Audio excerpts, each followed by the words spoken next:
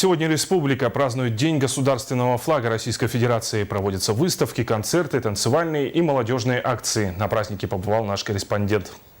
В рамках Дня государственного флага Российской Федерации с утра на площади Орджоникидзе открылась выставка-ярмарка цветов и растений. Свой зеленый урожай представили 18 участников, среди которых были дачники и садоводы. Членам комиссии было нелегко выбрать победителей, но все же уже сегодня стали известны их имена. Членами комиссии победители в 5 номинациях. Будет вручаться диплом победителя и будет вручаться ценный приз. Участникам будет вручаться сертификат участникам. В принципе, никто не останется, в общем-то, обиженным.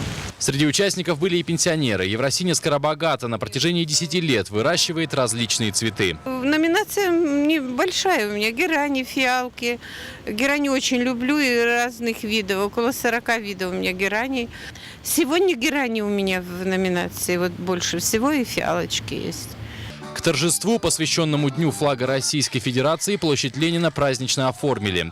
На всех флагштоках установили российские флаги. До начала торжества студенты раздавали ленточки триколор. На главной площади республики многолюдно. Жителей и гостей столицы пришли поздравить представители руководства республики. Мы подписали очень важное соглашение с Китайской Народной Республикой, и роль Республики Саха-Якутия в этом вопросе будет важной, поскольку сила Сибири, она будет произрастать из Якутии. Более 300 лет назад над первым русским кораблем «Орел» было поднято бело-сине-красное полотнище. В государственной символике России флаг отражает мощь и величие нашей страны, ее славную историю, подвиг российского народа.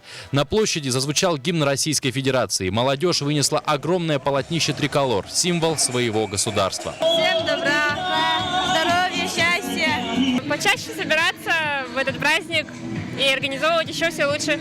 Всем, конечно, благополучия.